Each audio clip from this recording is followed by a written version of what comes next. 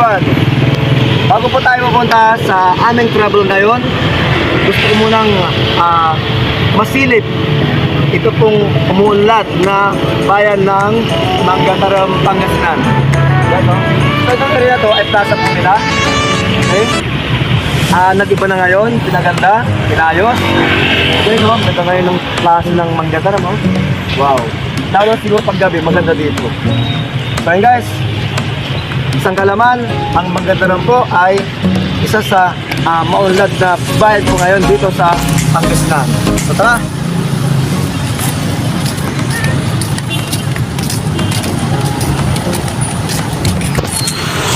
Dami.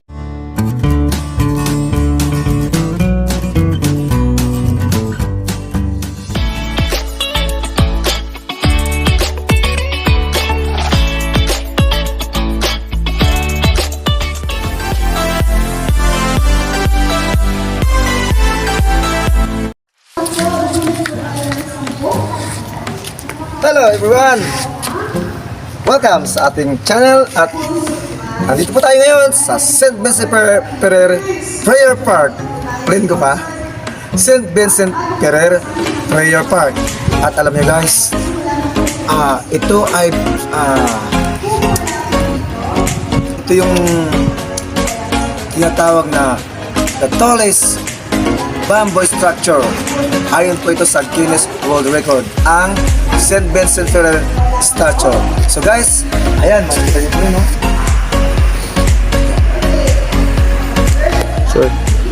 So tayo ikot. Alamin po natin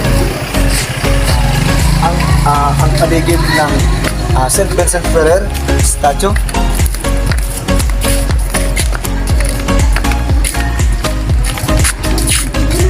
Sa mga kasama dito, iba. Ayan guys, oh.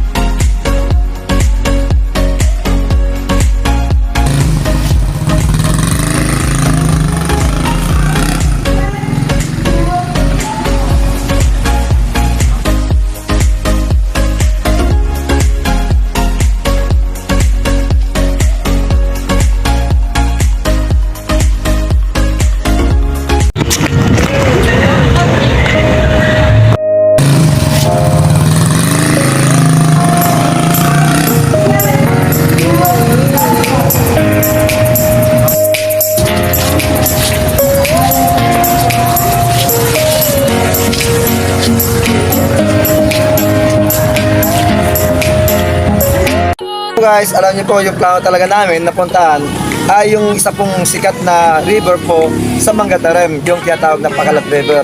So, ayun po, nagkataon po na pansamantala pong sinara dahil nga po ang panahon ngayon medyo maulan. So, kapag maulan po, malakas po yung agos ng tubig, lumalalim, kaya po ito po ay temporarily closed. So, alam niyo po ba kung saan ang napuntahan namin? Napuntahan ko? Pumunta po ako dito sa naisip ko lang Bayangbang. At saan po ito?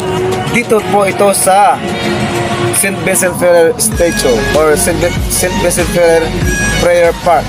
So ayun po guys, abangan nyo po yung sikat po dito na naging Guinness World Record na the biggest and tallest bamboo structure po. At yan po ay, siyempre, alam niyo po bang Pangasinan, ang daming mga tourist spot, tourist destination po dito. At alam niyo po, dito lang po ito makikita ang St. Vincent Ferrer dito po sa Bayangbang, Pangasinan. At kung saan po, alam niyo ba? Dito po sa Bayangbang, Pangasinan, ang dami na po dito na pwedeng papuntahan.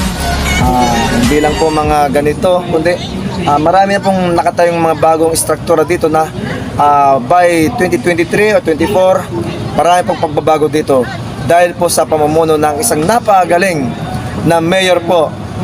Hindi ko po babanggitin. Alam niyo na po yun, isang napakagaling na mayor po dito sa Bayambang kung saan po naging tanyag po itong St. Vincent Ferrer statue. Ayan dun po.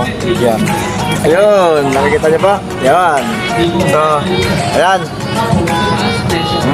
So guys, yan po, dyan na po magtatapos ang aking vlog sa araw na to. Hanggang sa muli at sana po pagsubaybayan niyo po ang aking next vlog. Siguro po, pupunta po ako secret sa may bandang parang gusto magpalamig. Baguio siguro. So abangan nyo guys. Next vlog ko po, tour ko po, adventure ko sa Baguio.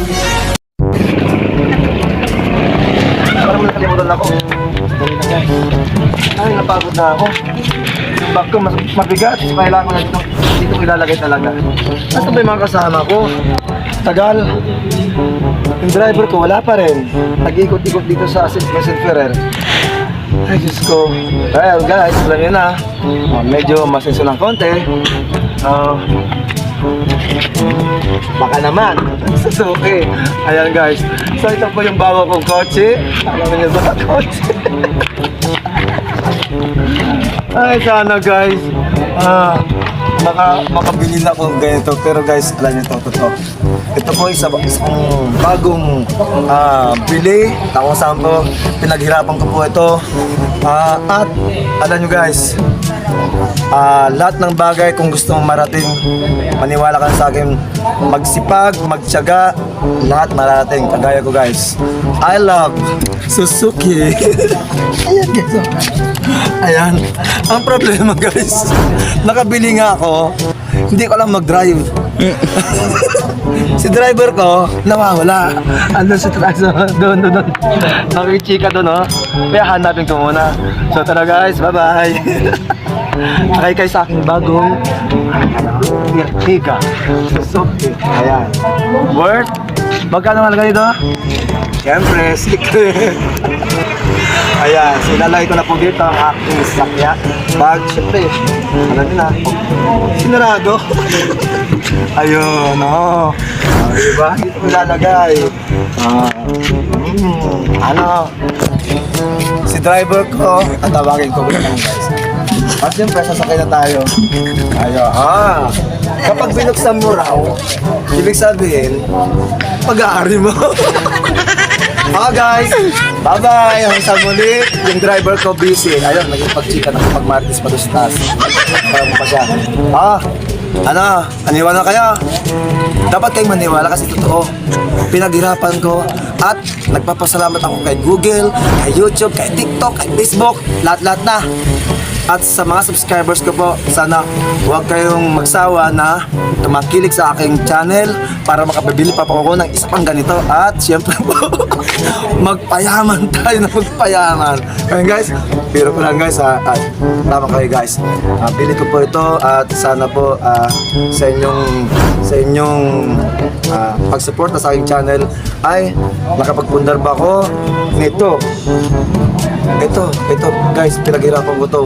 Sa mahigit isang taon ko sa pagbablog, ang dami kong mga comments na okay, hindi mo bagay, hindi mo kaya sir. Pero alam nyo guys, ito yung pinangarap ko sa buhay ko na magkaroon ng ganito. Siyempre brand new, ayaw ko ng second hand. Baka titirik ako pag pupunta ako ng Baguio. So guys, bye-bye. At hanggang muli, support po kayo sa aking YouTube channel, siyempre Elmer Tabonda, at sa aking TikTok account, sa aking Facebook account, lahat-lahat na, if-pins ko. Ayan, supportan niyo po ako para marami pa akong matutulungan. Okay? Marami pong plano po guys sa buhay, so gusto ko po makatulong, mag-share ko po kung ano mga mayroon pa ako, kung mayroon pa ako ng gusto may tulong, yun pa gagawin ko. Pero alam niyo guys, matagal ko ito ambisyon sa buhay ko. Kaya ginawa kong lahat para makabili ako ng Suzuki Ertiga. Bye guys. Hanggang sa muli. Salamat. Tara.